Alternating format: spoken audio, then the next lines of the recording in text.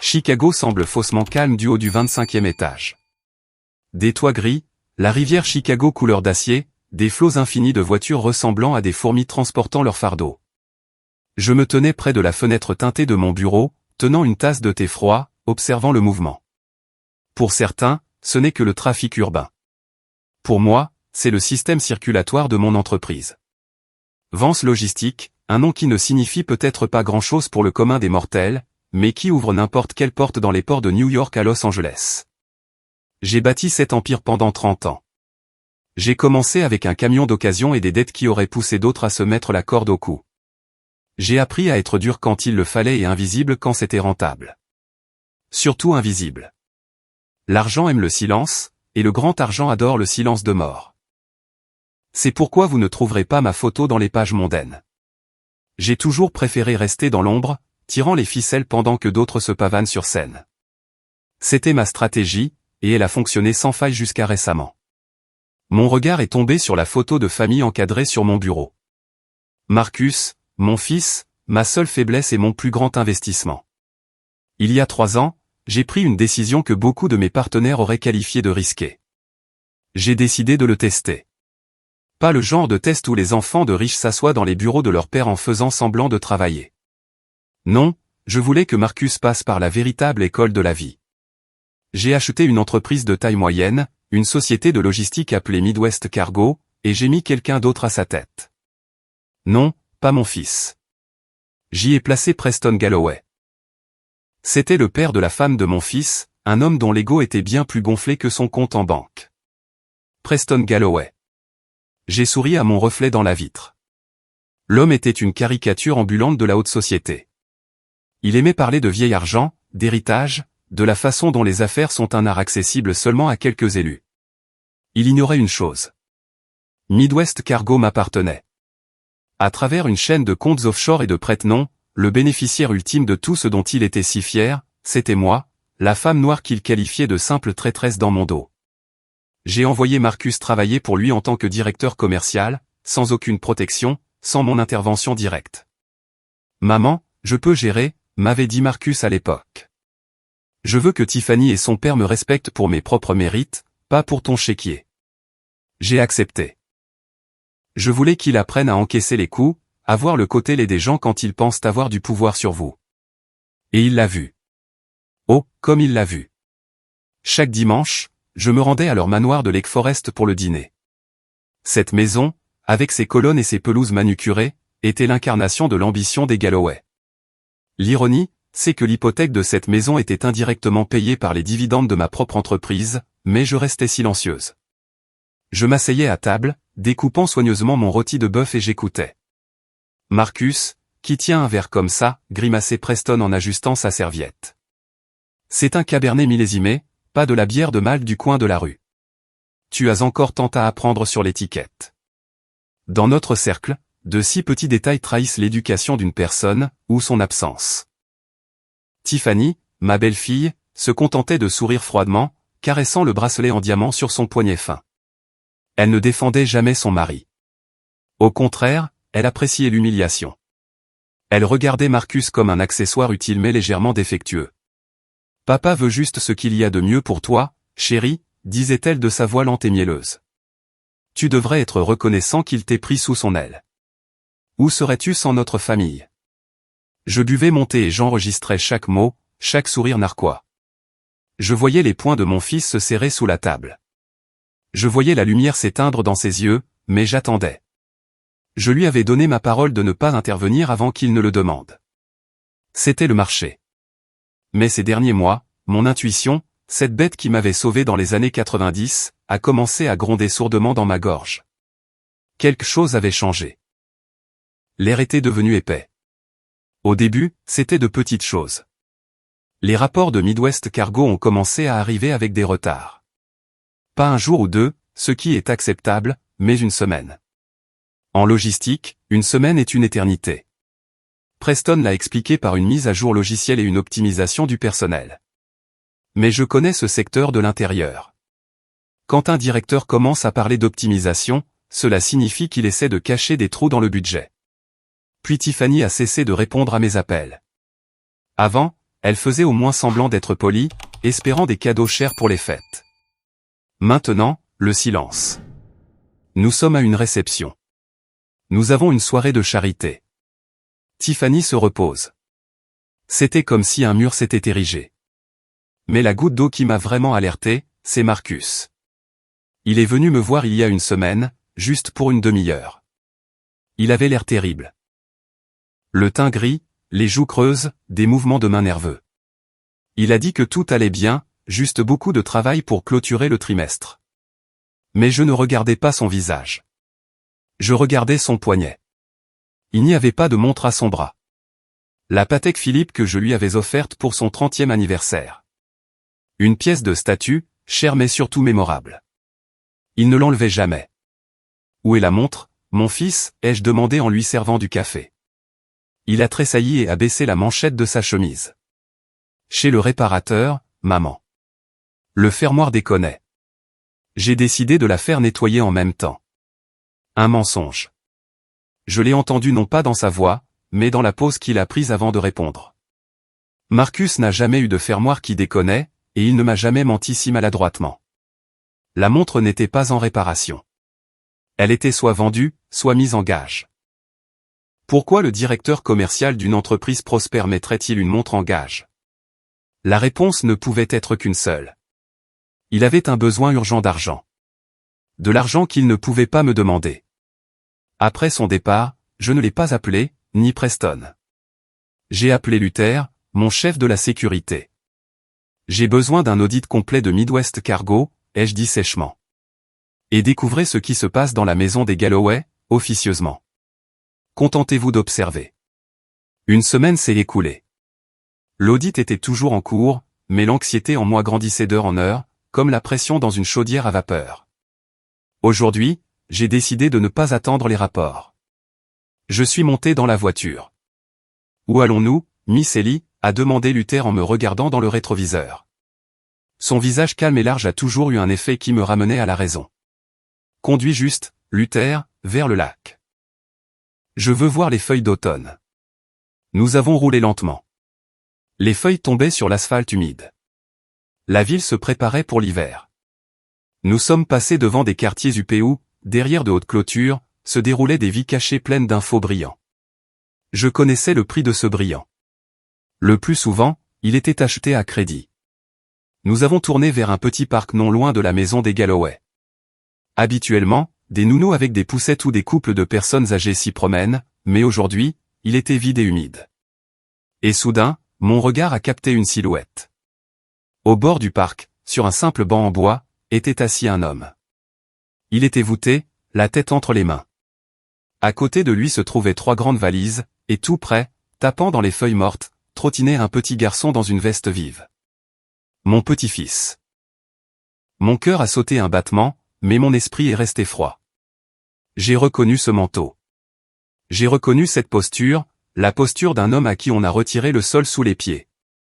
Arrête, ai-je commandé. Ma voix semblait plus basse que d'habitude, mais Luther a freiné instantanément. Je ne suis pas sorti en courant de la voiture. Je suis sorti calmement, j'ai ajusté mon manteau et j'ai marché vers le banc. Mes pas sur le gravier sonnaient net et mesurés. Marcus n'a levé la tête que lorsque mon ombre est tombée sur lui. Ses yeux étaient rouges, pas de larmes. Les hommes de notre famille ne pleurent pas en public, mais d'insomnie et de désespoir. Maman. Il a dit cela comme s'il avait vu un fantôme. J'ai regardé les valises, du cuir cher empilé directement dans la saleté. J'ai regardé mon petit-fils, Trey, qui m'a vu, a souri et a tendu ses petites mains. Et j'ai de nouveau regardé mon fils. Pourquoi es-tu ici, Marcus, ai-je demandé. Mon ton était égal, presque professionnel. Pas d'hystérie. J'avais besoin d'informations. Pourquoi n'es-tu pas au bureau? Pourquoi n'es-tu pas à la maison? Il a gloussé amèrement et a détourné le regard vers l'endroit où les flèches du manoir des Galloway étaient visibles derrière les arbres. Je n'ai plus de bureau, maman, et je n'ai plus de maison. Explique.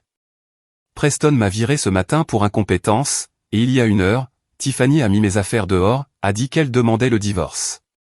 Je suis restée silencieuse, digérant l'information. Incompétence. Divorce.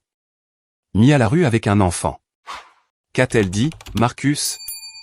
Mot pour mot. Il a serré les poings si fort que ses articulations sont devenues blanches.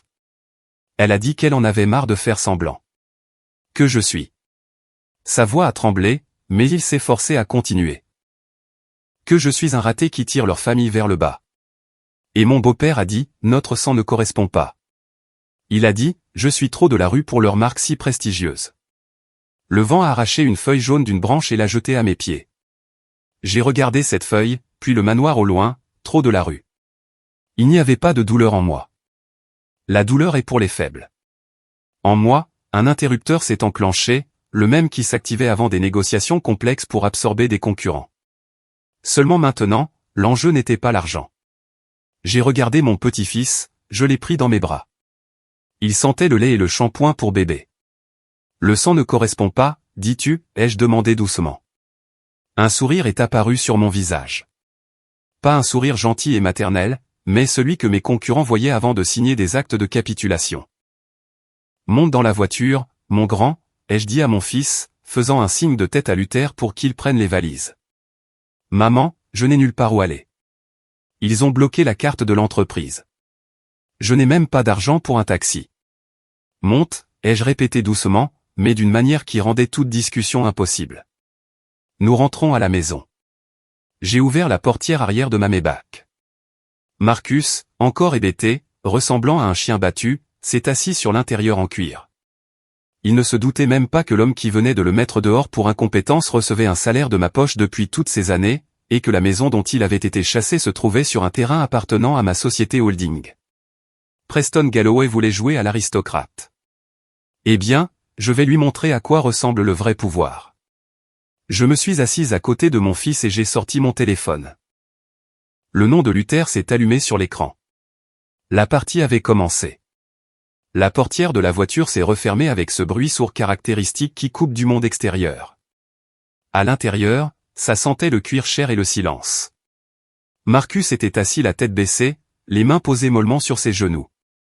Mon petit-fils, fatigué par le stress, s'est endormi instantanément dans son siège auto, la joue pressée contre la sangle. J'ai regardé le profil de mon fils. Dans sa silhouette affaissée, on pouvait lire une défaite totale. Il les avait crus. Il avait cru en la famille, au respect, à l'idée que si l'on est honnête et travailleur, on sera apprécié. Une telle naïveté. Mais je ne lui en voulais pas. Je m'en voulais à moi-même d'avoir laissé ce spectacle s'éterniser. Je ne l'ai pas réconforté avec des mots vides comme « tout ira bien ». En affaires, comme dans la vie, bien n'arrive pas tout seul. Bien est le résultat d'une planification compétente et d'une exécution impitoyable. J'ai sorti mon deuxième téléphone, celui dont seulement 5 personnes au monde connaissaient le numéro.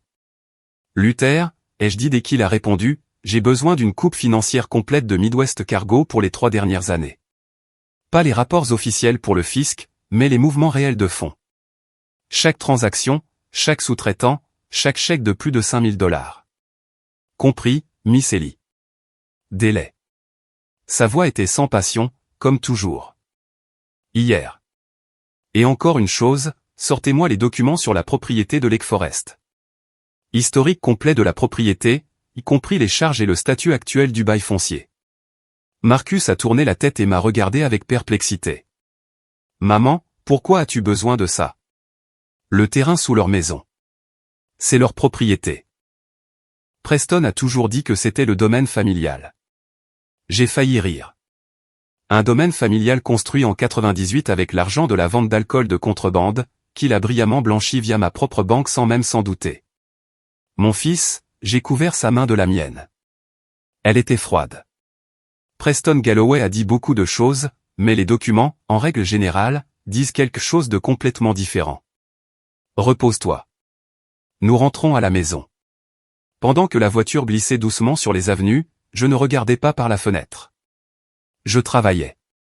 Des tableaux, des schémas et des graphiques s'ouvraient déjà sur ma tablette. Mon cerveau est passé en mode calculatrice. La rage qui avait éclaté en moi à la vue de mon petit-fils sur un banc sale s'est transformée. Elle a cessé d'être une émotion chaude pour devenir un carburant froid, une pure énergie d'action. J'ai vérifié les chaînes de société. Midwest Cargo, une filiale de Northern Logistics, qui à son tour appartient à ma société holding, via un fonds aux îles Caïmans. Preston Galloway était répertorié comme PDG, mais ses pouvoirs étaient strictement limités par les statuts, des statuts qu'il n'avait apparemment pas relus depuis longtemps, où il pensait que moi, une vieille femme, j'avais oublié ces clauses. Et voici le terrain, le lot à Lake Forest. Formellement, la maison appartient aux Galloway, mais le terrain. Le terrain est en location à long terme auprès de Zenith Développement, et 100% des actions de Zenith Développement se trouvent dans le coffre-fort de mon bureau. Le contrat de location expire. J'ai plissé les yeux sur la date. Dans 2 mois, et il y a une clause sur le droit du bailleur de réviser unilatéralement les conditions en cas de mauvaise foi du locataire. Mauvaise foi. Quelle belle phrase concise. J'ai pris une note dans mon carnet. Point 1. Audit du bail. Marcus est resté silencieux tout le trajet. Il était écrasé par la trahison de Tiffany. Je connaissais ce sentiment, quand on est poignardé dans le dos par ceux qu'on a protégés de sa poitrine. Mais je savais aussi que le meilleur remède contre le chagrin d'amour est d'être occupé. Et bientôt, Marcus aurait beaucoup de travail. Nous sommes entrés sur le terrain de mon domaine à Barrington Hills. Des pins, le silence, une haute clôture. Ici, c'était sûr. Mes règles s'appliquaient ici. Dès que la voiture s'est arrêtée, la portière du conducteur s'est ouverte. Luther est sorti et, contournant le capot, m'a ouvert la portière. Dans sa main se trouvait un fin dossier gris. C'était étrange. Habituellement, il remettait les documents au bureau. S'il les donnait maintenant dans la rue, cela signifiait quelque chose d'urgent. Miss Ellie. Il a tendu le dossier dès que mes pieds ont touché les pavés. Ceci est arrivé il y a 10 minutes par des canaux fermés du commissariat de district. J'ai pris le dossier sans changer d'expression. J'ai ouvert le rapport. Date, aujourd'hui. Heure, 14h30. 1 heure après que Marcus ait été mis à la porte. Plaignant, Preston C. Galloway. Nature de la plainte, vol qualifié. Le citoyen Marcus Vance, en quittant son lieu de résidence, a secrètement volé des objets de valeur familiaux appartenant à la famille Galloway, à savoir une collection de pièces de monnaie anciennes, de l'argenterie du 19e siècle et des bijoux appartenant à Madame Galloway. Dommages totaux estimés à $250 000. J'ai fermé le dossier lentement, soigneusement. Maman, qu'est-ce qu'il y a? Marcus se tenait à proximité, tenant son fils endormi. Il avait l'air si vulnérable en ce moment. Rien. J'ai menti calmement. Juste des factures de service public. Rentre, Marcus. La nounou va prendre le bébé maintenant, et tu dois prendre une douche et manger. J'arrive dans une demi-heure. Il a hoché la tête et s'est dirigé vers le porche. Je l'ai regardé jusqu'à ce que la porte se ferme. Puis je me suis tourné vers Luther. Ma voix est devenue basse, presque un murmure, mais l'acier y résonnait. Ils ne l'ont pas seulement mis dehors, Luther. Ils veulent le mettre en prison. Luther a plissé légèrement les yeux. 250 000, c'est un crime grave. Jusqu'à 15 ans. Ils veulent des garanties qu'il ne réclamera pas un partage des biens lors du divorce. Du chantage par le biais d'une affaire criminelle. Exactement. J'ai hoché la tête. Des gens stupides et avides. Ils pensent que Marcus n'est qu'un ex-gendre sans personne pour le défendre. Ils ont oublié quel nom de famille est dans son passeport. J'ai rouvert le dossier et regardé la signature de Preston une fois de plus. Ample, avec des fioritures, la signature d'un homme confiant en son impunité. Luther, ai-je dit en regardant la cime des pins, je n'ai pas seulement besoin d'un audit. J'ai besoin d'une guerre, une purge totale et complète. Vérifier tous leurs prêts, tous les comptes personnels, tous les contacts de Tiffany. Chaque pas qu'ils ont fait au cours des 6 derniers mois doit être documenté. Et trouvez-moi le détective qui a accepté cette plainte. Je veux savoir combien ils l'ont payé.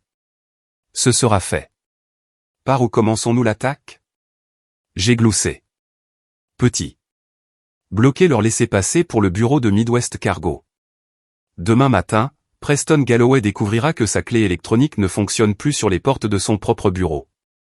Laissez-le courir, s'énerver, pendant que j'étudie exactement ce qu'il a géré là-bas. J'ai tapoté le dossier contre ma paume. Il voulait accuser mon fils de vol. Eh bien, je vais leur montrer ce qu'est le vrai vol. Je vais tout leur voler, leur entreprise, leur maison, leur réputation, et ne leur laisser que leur sang si prestigieux. On verra à quel point c'est nutritif. Je me suis retourné et je suis entré dans la maison. Pour la première fois depuis de nombreuses années, je me sentais absolument vivante. Le mécanisme était lancé. Les engrenages ont commencé à tourner et une seule personne pouvait arrêter ce processus, moi. Mais je n'avais aucune intention de m'arrêter. Le bureau au 2e étage de ma maison s'est transformé en quartier général opérationnel. Le grand bureau en chêne était couvert de documents, et sur le mur était accroché un tableau blanc où j'avais déjà commencé à dessiner un diagramme des relations des Galloway. Marcus était assis en face de moi, pas le même mètre de lui. À côté de lui travaillaient 2 de mes meilleurs avocats, Anne et Victor. Ils ne posaient pas de questions inutiles, clarifiant seulement sèchement les détails. « Marcus, souvenez-vous » Anne a tapoté son stylo sur la table. « Avez-vous signé ce procès-verbal de réception pour les conteneurs de Chine » Date, 12 août. Mon fils a froncé les sourcils, se frottant les tempes. « Non, en août, j'étais en voyage d'affaires à Baltimore. Je n'aurais physiquement pas pu signer ça. Mais la signature est la vôtre, a noté Victor en montrant un scan. Info de très haute qualité. J'ai observé ce processus de côté, assise dans mon fauteuil. Je n'avais pas besoin d'intervenir dans les détails. Mes gens connaissaient leur métier. Ma tâche était globale.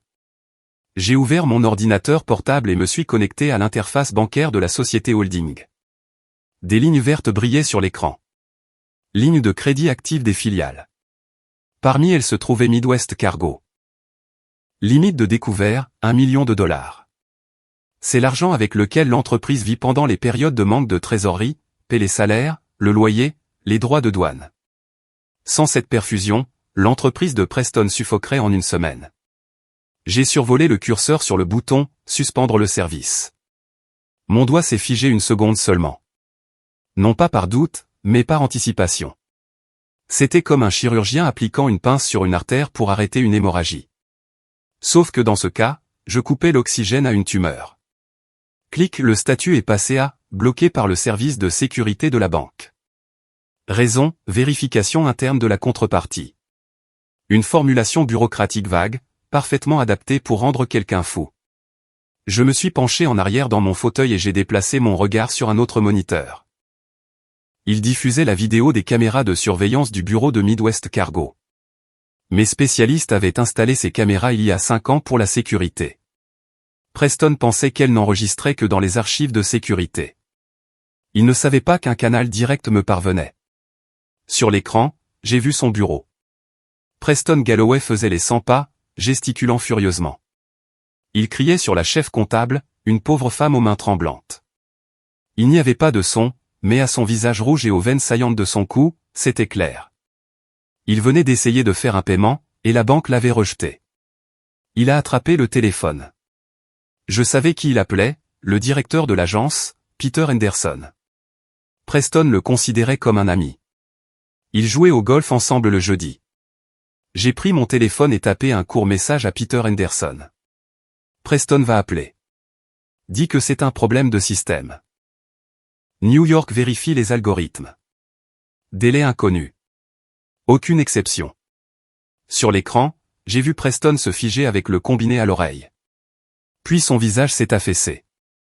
Il a commencé à argumenter, frappant du poing sur la table. Puis il a claqué le téléphone sur son socle. Problème de système, ai-je lu sur ses lèvres. Il y a cru. Bien sûr qu'il y a cru.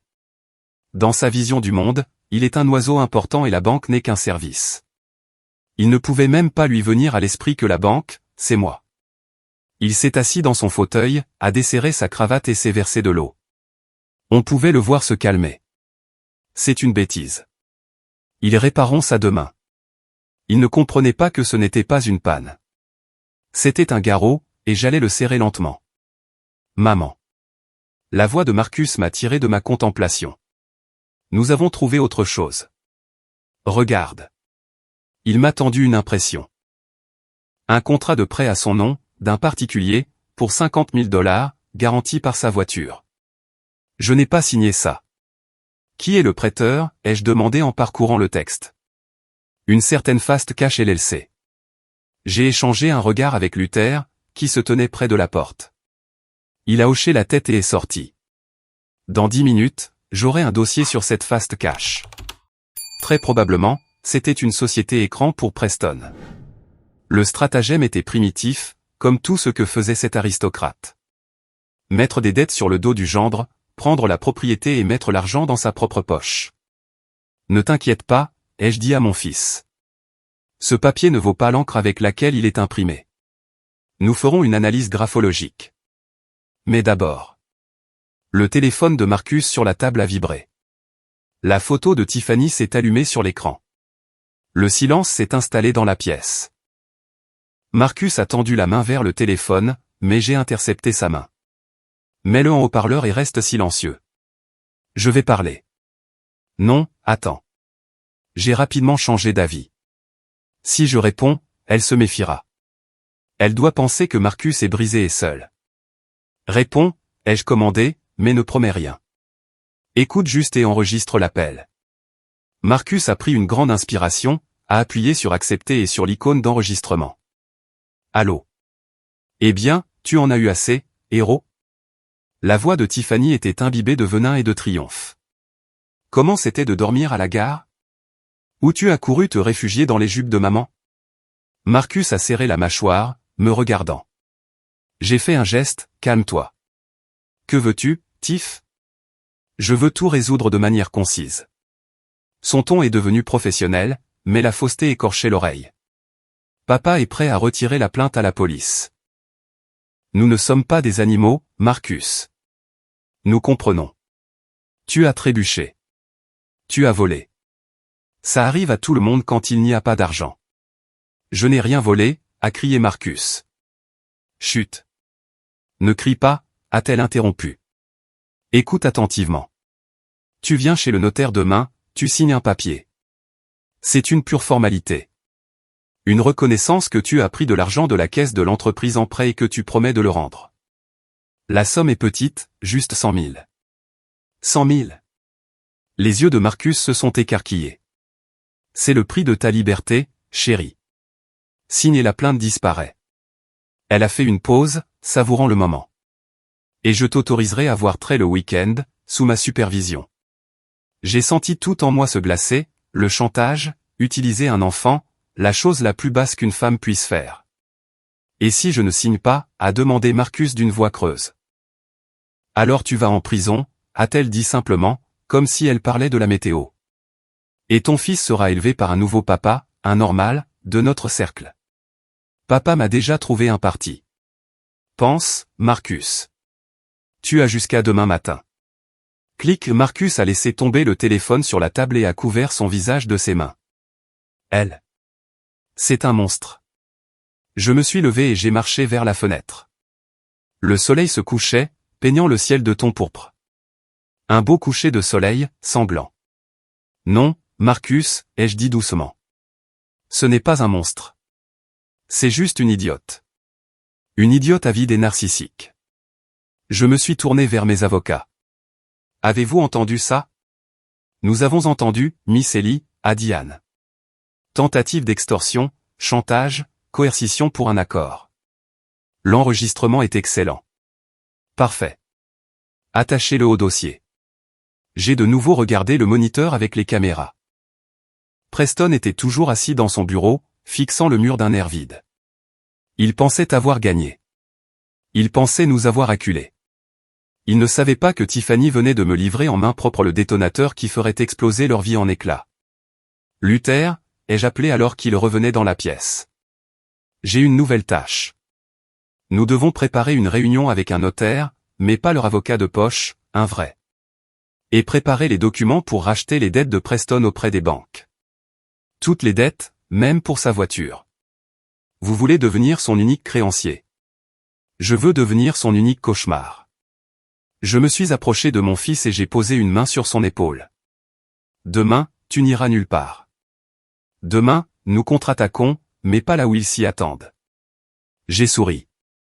C'était le sourire d'un prédateur qui a enfin senti le sang. Ils voulaient une confession. Ils l'auront, mais ce sera une confession de leur propre inutilité. Le lendemain soir, Marcus et moi ne sommes pas allés chez le notaire. Au lieu de cela, j'ai mis mon tailleur gris strict, de haute qualité, mais délibérément modeste, sans étiquette ni bijoux tape à accent grave l'œil. J'avais l'air exactement comme il m'imaginait, une retraitée aisée, une veuve qui a eu de la chance une fois et qui passe maintenant ses journées à arroser des géraniums. Nous sommes allés à un cocktail de prévente aux enchères à la Galerie d'Art Moderne. C'était le lieu de pouvoir de Preston. Ici se réunissaient ceux qu'il considérait comme son cercle. Des galeristes, des antiquaires, des héritiers de vieux noms, et bien sûr, les nouveaux riches essayant désespérément de s'acheter une histoire. Preston et Tiffany étaient là. Ils brillaient. Tiffany, dans une nouvelle robe couleur champagne, achetée, j'en suis sûr, avec la carte de crédit de Midwest Cargo sous la rubrique « Frais de représentation », tenait son verre comme un sceptre. Preston, le visage rouge de cognac, était le centre de l'attention d'un petit groupe. J'ai pris un verre d'eau minérale et me suis tenu dans l'ombre d'une colonne non loin de leur cercle. Personne ne m'a remarqué. J'étais l'arrière-plan, une partie du décor. Oh, c'était un tel drame, a diffusé Tiffany théâtralement en levant les yeux au ciel. Marcus a simplement disparu. Il n'a pas supporté la pression. Vous savez, les affaires à ce niveau exigent des nerfs d'acier. Et lui, eh bien, disons simplement qu'il était trop simple pour ça. Un milieu de la rue. Vous comprenez? Une dame a hoché la tête avec sympathie. Pauvre Tiff, laissé seul avec un enfant et une entreprise sur les bras. Oh, allons donc. Preston est intervenu en ajustant son nœud papillon. Nous nous en sortirons. La famille Galloway a survécu à des temps pires. Nous nous débarrassons du lest. Parfois, il faut couper une branche pourrie pour que l'arbre s'épanouisse. D'ailleurs, messieurs, j'ai une nouvelle incroyable. Notre entreprise atteint un nouveau niveau. Nous attirons un investisseur majeur d'Europe. J'ai failli m'étouffer avec mon eau. Un investisseur d'Europe. Avec des comptes bloqués et un solde à zéro. Ce n'était même plus un mensonge. C'était une fantasmagorie. Mais les gens écoutaient. Ils hochaient la tête. Ils croyaient à la belle image. Preston m'a remarqué.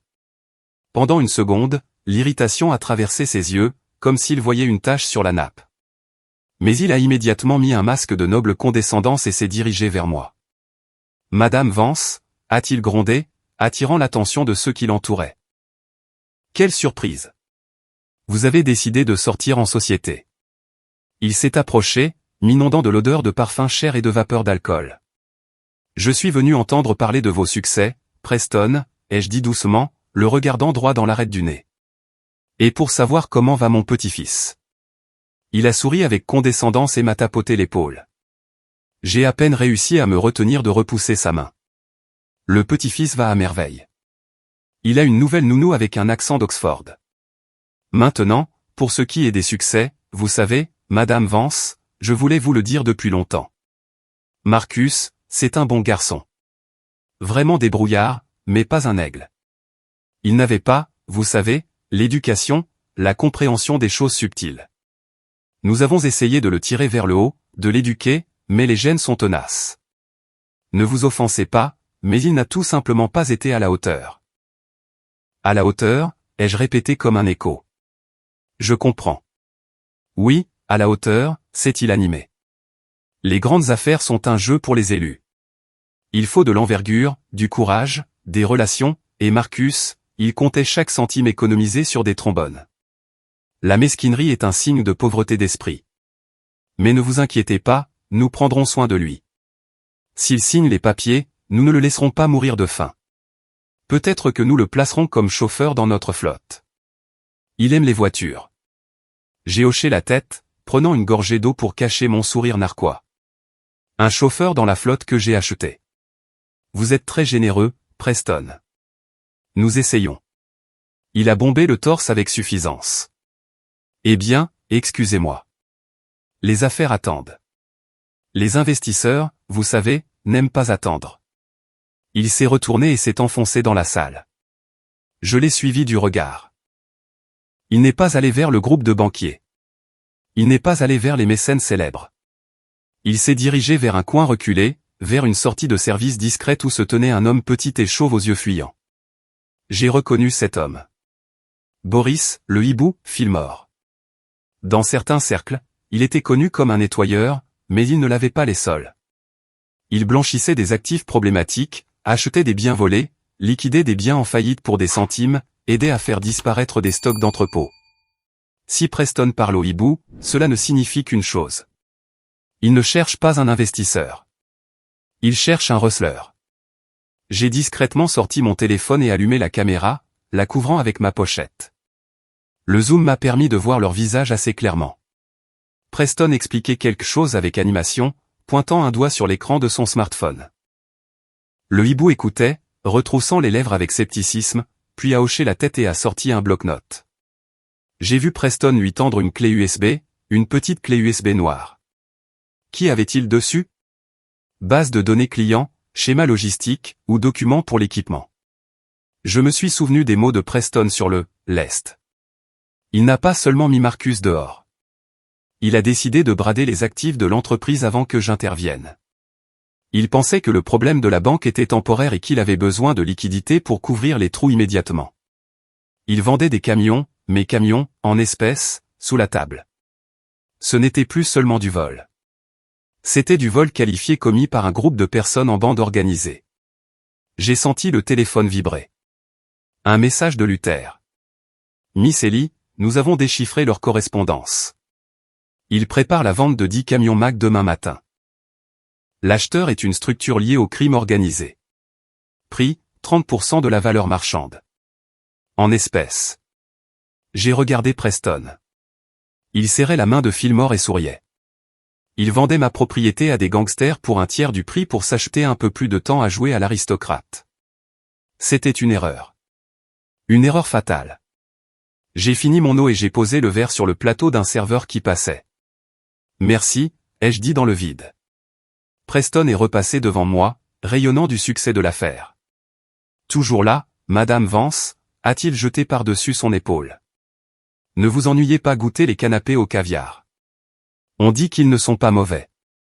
Mangez au moins comme un être humain. Bon appétit, Preston, ai-je répondu. Profitez en tant que vous le pouvez. Il n'a même pas ralenti, convaincu que je n'étais qu'une vieille femme envieuse. Il n'a pas entendu le verdict dans ma voix. Je suis sorti de la galerie à l'air frais. Marcus m'attendait dans la voiture. Alors, a-t-il demandé avec anxiété. Mieux que je ne le pensais. Je me suis assise et j'ai bouclé ma ceinture de sécurité. Ils n'ont pas seulement fait une erreur, Marcus. Ils se sont complètement exposés. Que s'est-il passé? Ton beau-père a décidé de vendre nos camions pour pièces demain matin. Marcus a pâli. Mais c'est la fin. Si les camions partent. Ils ne vont nulle part. J'ai sorti mon téléphone et composé le numéro du chef de la police de la ville. Nous nous connaissions depuis les années 90, quand j'avais aidé à équiper leur patrouille. Ils ne quitteront même pas le parking. Allô, chef Miller. Bonsoir. C'est Ellie Vance. Oui, ça fait longtemps. J'ai une demande à vous faire. Non, pas personnelle. Officielle. J'ai des informations sur une transaction prévue avec des transports volés. 10 semi-remorques. Demain matin. Oui, je donnerai les plaques d'immatriculation et les adresses. Il faut prendre le vendeur et l'acheteur en flagrant délit. Oui, exactement comme ça. Merci. Je vous en dois une. J'ai raccroché et j'ai regardé mon fils. Demain, Preston Galloway recevra sa tranche d'investissement sous forme de menottes. Mais ce n'est que le début. Je veux savoir où il a mis l'argent qu'il a volé avant ça, et pourquoi il a contacté le hibou avec tant de confiance. Il y a autre chose là-dedans, quelque chose de plus profond. La voiture a démarré. J'ai regardé les lumières de la ville nocturne. Preston pensait que j'étais une vieille dame inoffensive. Il ne savait pas que j'étais l'iceberg qui venait de déchirer la coque de son Titanic, et que l'eau se précipitait déjà dans la cale. Je n'ai pas dormi de la nuit, pas d'excitation. Cela avait depuis longtemps été remplacé par une concentration froide, mais par l'anticipation. Le matin, Luther devait apporter les résultats de l'audit complet, y compris les fichiers supprimés récupérés des serveurs de Midwest Cargo. À 7 heures, j'étais déjà assise dans mon bureau. Une tasse de café fort se tenait devant moi, intacte. La porte s'est ouverte sans qu'on frappe. Luther est entré, et à son visage, j'ai compris. Tout était bien pire que nous ne le supposions. Habituellement, son visage est impénétrable, comme une dalle de béton, mais maintenant un dégoût dur se cachait au coin de ses lèvres. Il a posé un épais dossier noir sur la table. Pas gris comme d'habitude, mais noir. C'était notre code tacite. Menace critique. Lisez, Miss Ellie. Tenez-vous bien. J'ai ouvert le dossier. En premier lieu se trouvait le rapport sur l'historique de crédit de Marcus. J'ai parcouru les chiffres et j'ai senti le sang quitter mon visage. Pas de peur, mais de révulsion. Au nom de mon fils, 12 prêts avaient été contractés dans différentes banques, des grands prêteurs sur salaire. La somme totale était de 1,5 million de dollars. Date d'émission, les 6 derniers mois. Signature, Marcus Vance. L'expertise a confirmé, a dit Luther d'une voix creuse. Faux de haute qualité utilisant un traceur. Mais ce n'est pas le pire. Regardez la page 5. J'ai tourné la page. Il y avait des scans de contrats de garantie. Pour ces prêts, le garant était Midwest Cargo et la garantie était la propriété personnelle du directeur général. C'est-à-dire que sur le papier, Marcus prenait l'argent et Preston, en bon beau-père, se portait garant pour lui avec les actifs de l'entreprise. Le stratagème était diaboliquement simple et cynique. Il prenait l'argent, le transférait offshore via des sociétés écrans. La liste était jointe à la page suivante, et mettait les dettes sur le dos de Marcus. Quand le moment de payer serait venu, il prévoyait de déclarer Midwest Cargo en faillite en raison de la gestion inefficace de mon fils et de le mettre en prison pour fraude. Il ne se contentait pas de voler. Il construisait un échafaud pour lui, brique par brique, mois par mois. Pendant que nous dînions avec eux le dimanche, pendant que Tiffany souriait à son mari, il préparait méthodiquement sa destruction. Ce n'est pas tout. La voix de Luther est devenue plus basse. Nous avons piraté le stockage cloud de Tiffany. Le dossier s'appelle et saleté. Il a placé une tablette devant moi et a appuyé sur play.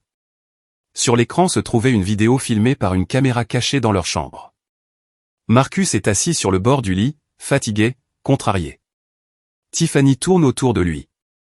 Sa voix semble attentionnée, mais les mots frappent exactement là où il faut. Marcus, tu es si nerveux ces derniers temps. Peut-être que tu devrais prendre des pilules. Tu es devenu agressif. Tu fais peur au bébé. Je ne suis pas agressif, Tiff. Je suis juste fatigué, explose Marcus. Tu vois, tu cries. Tu es instable. La vidéo coupe. Fichier suivant. Une autre provocation, encore. Elle le pousse à crier, à pleurer, à cet état où une personne perd le contrôle. Elle ne calmait pas son mari. Elle l'entraînait comme un chien pour montrer ses enregistrements au tribunal plus tard et dire « Regardez, c'est un psychopathe. On ne peut pas lui confier un enfant. » J'ai appuyé sur pause. Ma main n'a pas tremblé. Au contraire, elle est devenue dure comme de la pierre. Si jusqu'à ce moment j'avais encore des limites morales, après tout ce sont les parents de mon petit-fils, maintenant elles ont disparu, se sont évaporées. Devant moi, il n'y avait pas des gens. Devant moi, il y avait des parasites prédateurs et impitoyables se nourrissant de la vie de mon fils. Y a-t-il autre chose, ai-je demandé d'un ton glacial. Oui, le plus important à la fin du dossier. J'ai tourné les dernières pages et je me suis figé. Contrat de gage. Emprunteur, Midwest Cargo LLC. Prêteur, un certain fonds d'investissement enregistré aux îles Caïmans. Somme, 5 millions de dollars. Garantie, licence générale pour le transport international de marchandises numéro 78 à 1. L'air dans le bureau est devenu épais et visqueux. Licence numéro 78 à 1. Ce n'est pas une licence de Midwest Cargo. C'est la licence de la société mère, Vance Logistique. Ma licence, le cœur de tout mon empire. Un document sans lequel des centaines de camions s'arrêteront. Les entrepôts fermeront. Les contrats avec les chaînes fédérales s'effondreront. Preston n'avait pas le droit de toucher à ce document. Il n'avait pas accès aux originaux. Comment ai-je expiré? Ils ont fait un duplicata, a répondu Luther. Via un notaire corrompu. Ils ont certifié la copie comme un original et l'ont mise en gage pour le prêt. L'argent est censé arriver sur leur compte aujourd'hui à midi. S'ils reçoivent cette tranche, ils disparaissent et les créanciers viennent nous voir pour la licence. J'ai fermé le dossier lentement. 5 millions de dollars. Le prix pour lequel ils ont vendu non seulement Marcus, mais moi aussi. Ils ont décidé que j'étais une vieille idiote qui ne remarquerait rien avant qu'il ne soit trop tard. Ils ont décidé de tout miser. Je me suis levé et j'ai marché vers la fenêtre. En bas, dans la cour, Marcus jouait avec son fils. Il lançait le bambin en l'air et le garçon riait bruyamment. Mon fils, mon petit-fils, et ces créatures voulaient tout leur prendre. Liberté, avenir, non. J'ai senti une vague monter en moi. Mais ce n'était pas de l'hystérie. C'était de la puissance. La puissance d'un tsunami qui s'est déjà formé dans l'océan et qui se dirige maintenant inexorablement vers le rivage. Luther, ai-je dit sans me retourner, bloquer la tranche par tous les moyens. Appeler la réserve fédérale, le FBI, connecter nos gens de la surveillance financière. Cet argent ne doit pas leur parvenir. Ce sera fait. Et pour eux. Je me suis retourné. Dans le miroir d'en face, j'ai vu mon reflet. Il n'y avait pas de pitié dans mes yeux. Avec eux, nous n'allons pas seulement les arrêter. Nous allons leur donner l'opportunité de s'enterrer encore plus profondément. Je suis retourné au bureau et j'ai pris le téléphone. Tiffany voulait une rencontre pour obtenir la confession de Marcus. Elle ne l'obtiendra pas, mais elle aura une autre offre, une que sa cupidité ne lui permettra pas de refuser. J'ai regardé le document sur le gage de la licence. Ils ont tout misé. Cela signifie qu'ils doivent tout perdre, y compris leur liberté. J'ai composé le numéro de Tiffany. Allô, Tiff. C'est Elnor Vance. Oui, je suis au courant pour la police. Je suis au courant pour les dettes de Marcus. Non, ne raccroche pas. Je n'appelle pas pour me battre. J'appelle pour négocier. Je veux acheter sa liberté. Une pause a flotté à l'autre bout du fil. J'ai entendu sa respiration, la respiration avide et saccadée d'un prédateur flairant l'odeur d'une proie facile. Et que proposez-vous, a-t-elle demandé prudemment. L'appartement, mon appartement sur la Gold Coast, et la maison d'été, en échange du retrait de la plainte et de la renonciation à la pension alimentaire. L'appartement? Le plaisir a percé dans sa voix. Le Penthouse? Oui.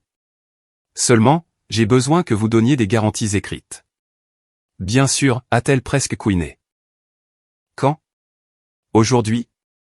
À 15 heures au café du conservatoire. Venez seul. J'ai appuyé sur fin d'appel. Elle a mordu. Bien sûr qu'elle a mordu. La cupidité a toujours été son point faible. Elle pense qu'elle a gagné. Elle pense que je me suis rendu. Elle ne sait pas que je vais à cette réunion non pas avec les documents de l'appartement. J'y vais avec un micro et une équipe tactique attendant mon signal dans la pièce voisine. Preston a mis en gage mon empire. Tiffany a essayé de rendre mon fils fou.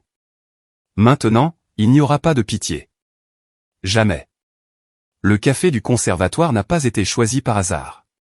Un coin tranquille du centre-ville, noyé dans la verdure des palmiers et des ficus, créant une illusion de confort et de sécurité. L'endroit idéal pour des discussions à cœur ouvert et pour des pièges.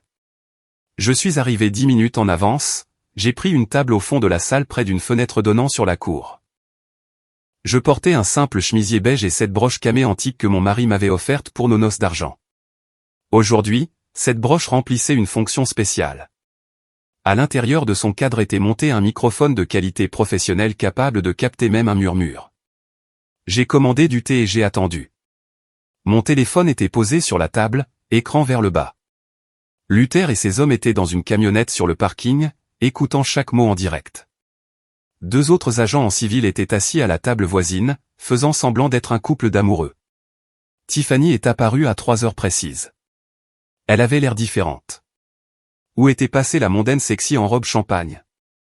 Aujourd'hui, devant moi, se tenait une femme modeste, tachée de larmes, dans un cardigan gris, sans maquillage, avec des yeux rouges de pleurs. Excellente actrice. Si je ne connaissais pas la vérité, je l'aurais peut-être même plainte. Madame Vance, s'est-elle précipitée vers moi, manquant de renverser une chaise. Merci d'avoir accepté de me rencontrer. Je suis si inquiète, si effrayée pour Marcus. Elle s'est affalée sur la chaise en face et a saisi mes mains. Ses paumes étaient moites et froides. Calmez-vous, Tiff, ai-je dit doucement, essayant de faire trembler ma voix juste assez pour le rôle d'une mère effrayée. Dites-moi ce qui se passe. Marcus dit qu'il est innocent, mais... Oh, Madame Vance, a-t-elle sangloté en s'essuyant les yeux avec une serviette en papier. Marcus, il n'est pas lui-même. Je ne sais pas ce qui lui est arrivé. Une dépendance au jeu probablement, ou de mauvaise fréquentation. Il a tout pris de la maison. L'argenterie de la famille. Les pièces de papa. Papa est furieux. Il veut le faire enfermer. Il dit qu'un voleur doit être en prison. J'ai écouté et hoché la tête, regardant dans ses yeux honnêtes. J'ai vu comment elle suivait ma réaction. La vieille idiote y croit? A-t-elle peur? Mais c'est la prison, Tiff. J'ai pressé une main sur ma poitrine, plus près de la broche. Il a un fils. Votre fils. Laisseriez-vous vraiment le père de votre enfant aller derrière les barreaux? Tiffany a reniflé et a baissé la voix à un murmure conspirateur. J'ai essayé, Madame Vance. J'ai supplié papa. J'ai dit, papa, aie pitié du petit-fils. Mais il est inflexible. Le préjudice est énorme. 250 000, plus les dommages moraux. Il dit que seul un remboursement complet peut l'arrêter. Elle a fait une pause, me donnant le temps de réaliser le désespoir de la situation. Je n'ai pas ce genre d'argent, Tiff, ai-je murmuré. Tous les fonds sont dans l'entreprise. Les comptes sont contrôlés. Vous le savez. Je sais. Elle a couvert ma main de la sienne. Mais j'ai trouvé une solution. Papa, il respecte l'immobilier. Si nous lui offrons quelque chose de valeur égale, par exemple, votre appartement sur la Gold Coast, il acceptera de retirer la plainte. Je le persuaderai. Pour le bien du bébé. Voilà, l'appartement.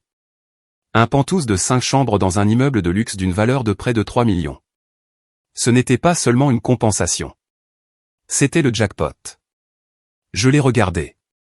Dans ses yeux, à travers le voile de fausses larmes, brûlait le feu froid de la cupidité. Elle arrangeait déjà mentalement ses meubles là-bas. Mais c'est ma seule maison. Où irai-je? Oh, allons. Elle a agité la main. Vous pouvez vivre au domaine à Barrington. L'air est magnifique. C'est bon pour la santé, et nous traiterons l'appartement comme une garantie. Temporairement. Jusqu'à ce que Marcus rembourse la dette. Parole d'honneur. Parole d'honneur d'une femme qui a falsifié les signatures de son mari et enregistré ses crises de nerfs en vidéo. J'ai soupiré profondément, feignant l'acceptation de l'inévitable. D'accord, Tiff. Si c'est le seul moyen de sauver mon fils, j'accepte. Je céderai l'appartement. Mais je dois être sûr. Si je donne les documents, vous retirerez la plainte aujourd'hui et lui pardonnerez toutes ses dettes inventées. J'ai prononcé le mot « inventé » avec insistance. C'était un test. Bien sûr, s'est-elle exclamée, ses yeux brillant d'un éclat prédateur. Je le jure sur la santé de mon enfant. Dès que nous signerons l'acte de donation. Je veux dire, le contrat de gage. Papa appellera immédiatement le détective. L'affaire sera classée pour réconciliation des parties. Marcus sera libre. Et un reçu, ai-je demandé. Me donnerez-vous un reçu qu'il n'y a plus de réclamation? Oui, oui, tout ce que vous voulez. Elle a fouillé dans son sac. J'ai même un formulaire avec moi. Papa l'a préparé au cas où. Elle a posé un papier sur la table. J'ai rapidement parcouru le texte. Ce n'était pas un accord de réconciliation. C'était un acte de donation pur et inconditionnel pour l'appartement sans aucune obligation de leur part. Tiff, mais il est écrit acte de donation et ici, ai-je dit, confuse. C'est pour simplifier la procédure, Madame Vance, a-t-elle débité. Pour payer moins d'impôts. Vous comprenez la bureaucratie. Nous sommes une famille. Nous ne vous tromperons pas, je l'ai regardé longuement. D'accord, ai-je dit doucement. Je signerai demain. Je dois rassembler les documents. Demain? La déception a traversé sa voix. Ne pouvons-nous pas le faire aujourd'hui? Papa est très en colère. J'ai peur que d'ici demain matin, il change d'avis et laisse l'affaire suivre son cours. Les documents sont dans un coffre-fort à la banque, Tiff. La banque est déjà fermée. Demain matin à 10 h chez le notaire. D'accord, a-t-elle accepté à contre-cœur en remettant le papier dans son sac. À 10 h, mais ne soyez pas en retard, s'il vous plaît. Chaque minute compte. Elle s'est levée, m'a fait un baiser sur la joue. Le baiser était sec et rapide, comme une morsure de serpent, et elle s'est dépêchée vers la sortie. À demain, Madame Vance, tout ira bien. Je suis resté assise à la table. Le serveur a apporté l'addition. J'ai payé, laissant un généreux pourboire. Luther, tu as eu ça, ai-je demandé en touchant la broche.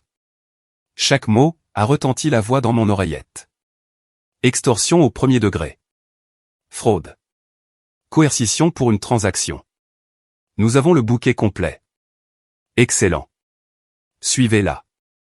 Je suis sorti du café et suis monté dans la voiture de Luther. Il m'a tendu une tablette. Regardez. Nous avons intercepté son message. Sur l'écran se trouvait une capture d'écran d'une conversation SMS. Tiffany, la vieille idiote a mordu. L'appartement est à nous. Elle signe demain.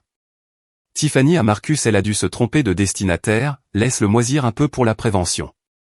Contacte papa. Papa, tu es un génie, ma fille. Bon travail. Je savais qu'elle craquerait. Prépare le champagne. Livre le gars au flic juste après l'accord. Qu'il sache où est sa place. J'ai lu ces lignes. Un calme glacial s'est répandu en moi. Ils n'avaient même pas l'intention de tenir leur promesse. Ils voulaient prendre l'appartement et mettre Marcus en prison de toute façon. Ils voulaient nous détruire complètement. Vieille idiote, ai-je répété à voix haute. Eh bien, on verra qui de nous est l'idiot. Miss Ellie s'est tournée vers moi Luther. Nous sommes prêts à les prendre.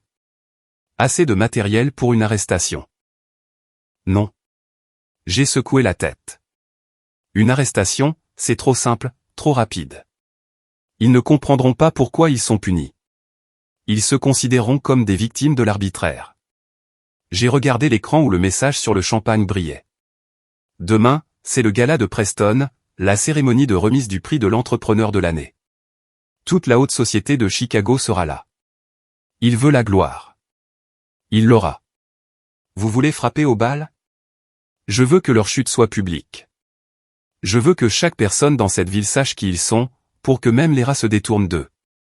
Je me suis penché en arrière dans le siège. Préparez les documents, Luther.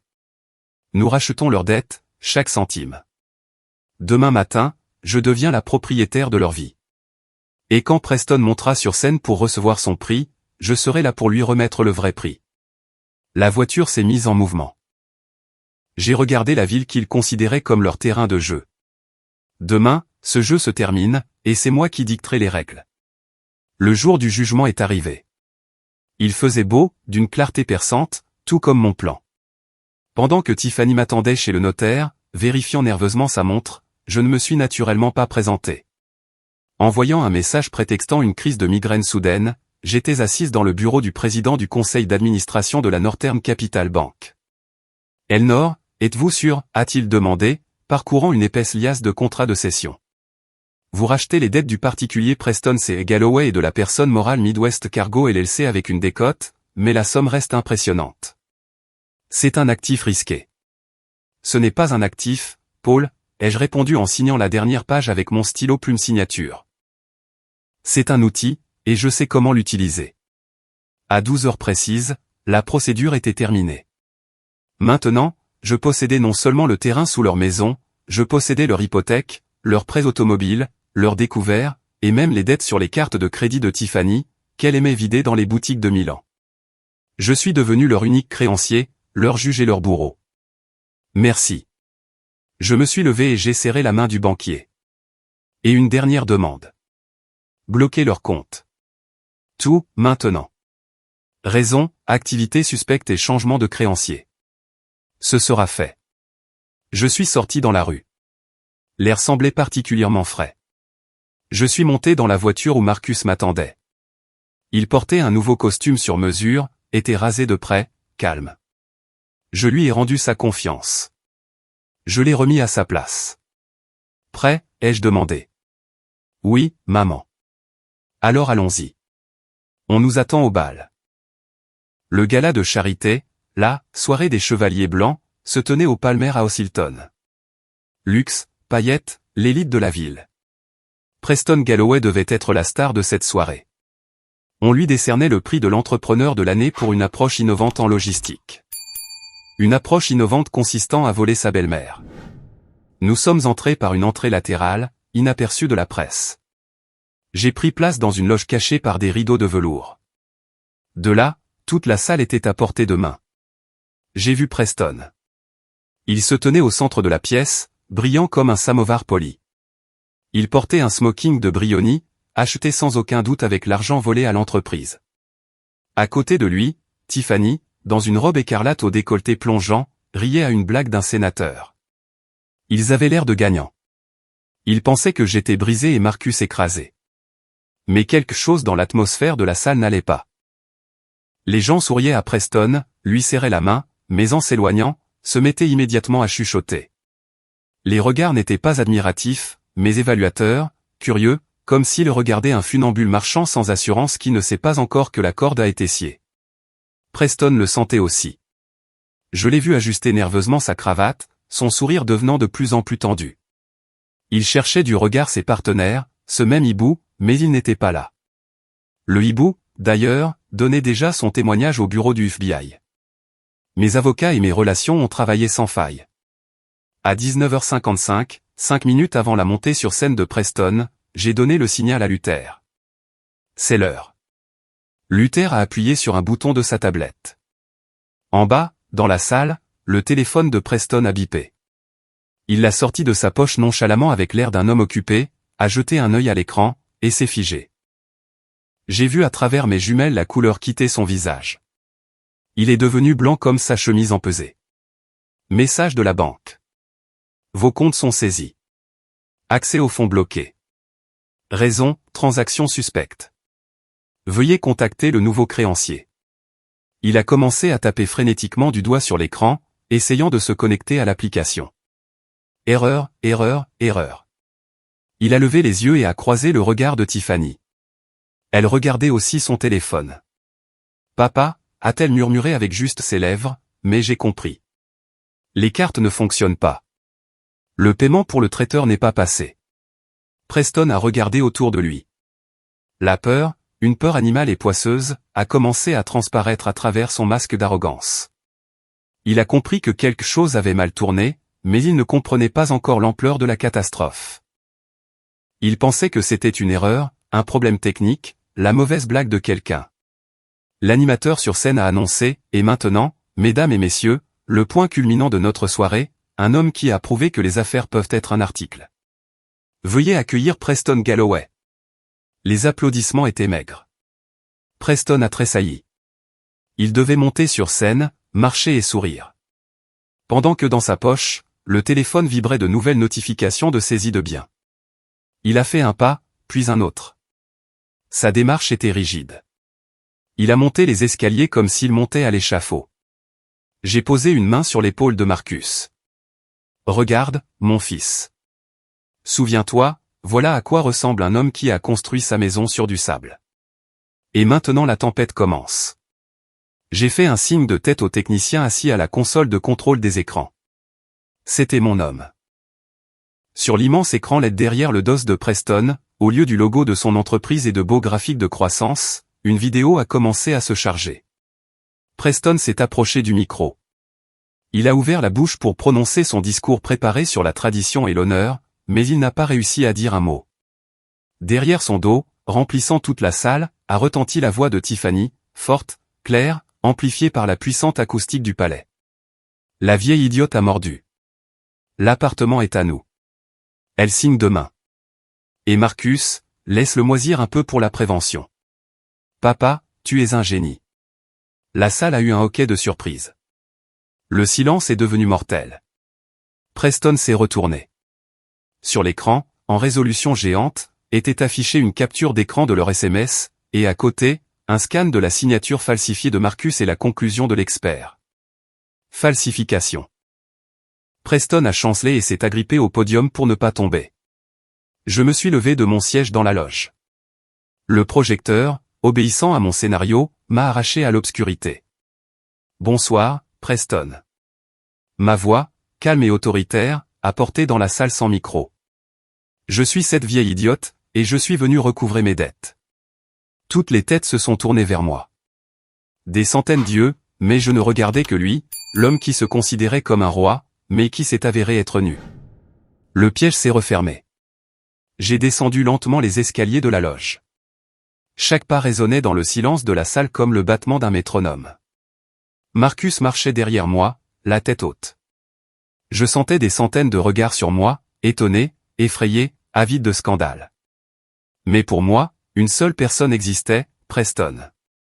Il se tenait sur la scène, agrippant le podium de ses doigts blanchis. Son visage était devenu rouge par plaques. La sueur coulait sur ses tempes sous le maquillage de scène. L'écran derrière lui continuait de diffuser les preuves de sa bassesse, signatures falsifiées, schémas de blanchiment d'argent, vidéos des crises de colère de Tiffany. Ce n'était pas juste des saletés. C'était l'anatomie de leur pourriture. Quand je me suis approché de la scène, Preston s'est soudainement ranimé. La peur a été remplacée par la rage d'un rat acculé. Il a attrapé le micro et sa voix, se brisant en un cri aigu, a écorché les oreilles. C'est un mensonge. C'est un montage. Un deepfake. Il a pointé un doigt vers l'écran, puis vers moi. Cette femme est folle. Elle se venge de moi parce que nous avons renvoyé son fils sans talent. Sécurité, sortez-la d'ici. La sécurité n'a pas bougé. Le chef de la sécurité du palais a croisé mon regard et a fait un signe de tête à peine perceptible. Il savait qui payait réellement pour ce banquet. Messieurs, a lancé Preston à la salle, écartant les bras dans un geste de martyr. Vous me connaissez. Je suis Preston Galloway, un homme d'honneur, et ça. Ce n'est qu'une commerçante du marché. Une femme des bas-fonds qui s'est accidentellement enrichie dans les années 90. Elle envie notre éducation, notre culture. La salle était silencieuse. Personne ne l'a défendue.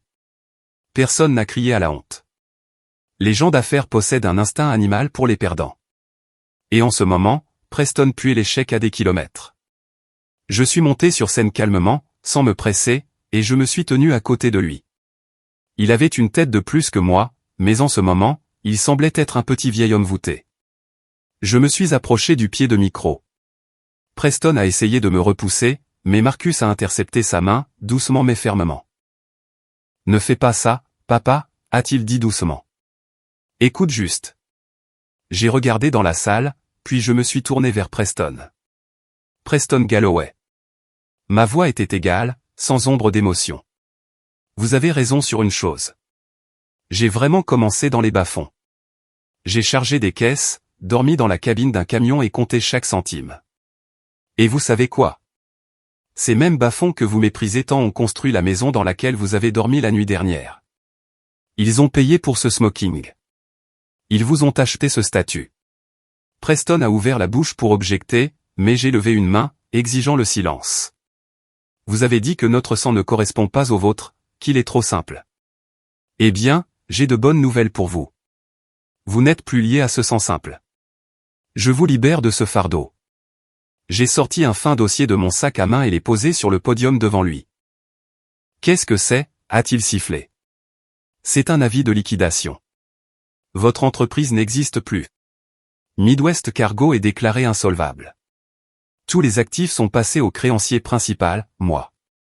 Vous n'avez pas le droit, a-t-il commencé, mais sa voix tremblait. Si. En tant que propriétaire de 100% de vos obligations de dette, j'ai également annulé le contrat de bail du terrain sous votre manoir. Clause 4.2, conduite de mauvaise foi du locataire. Voler son propriétaire, c'est de la très mauvaise foi, Preston. Il a vacillé. Ses yeux ont parcouru la salle à la recherche de soutien, mais n'ont rencontré que des visages froids et détachés.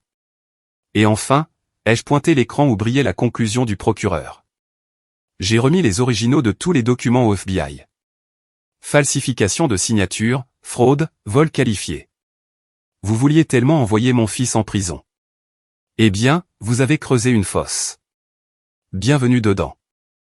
Preston m'a regardé et j'ai vu son monde s'effondrer dans ses yeux. Son monde illusoire construit sur des mensonges et l'argent des autres. Vous avez tout détruit, a-t-il murmuré. Vous avez détruit une famille. Non, Preston. J'ai juste allumé la lumière, et ce que vous appeliez une famille s'est avéré être un nid de cafards. Et puis est arrivé ce que j'attendais, l'accord final de leur hystérie. Tiffany, qui était restée pétrifiée sur le côté de la scène tout ce temps, s'est soudainement élancée. Son visage était tordu en un masque de rage folle. « Salope » a-t-elle crié en se jetant sur moi, les doigts écartés, visant mon visage avec ses ongles. « Je te déteste. Je vais te tuer. Rends-moi mon argent. » La salle a eu un hoquet de surprise. Marcus s'est élancé pour me protéger, mais il n'a pas eu le temps.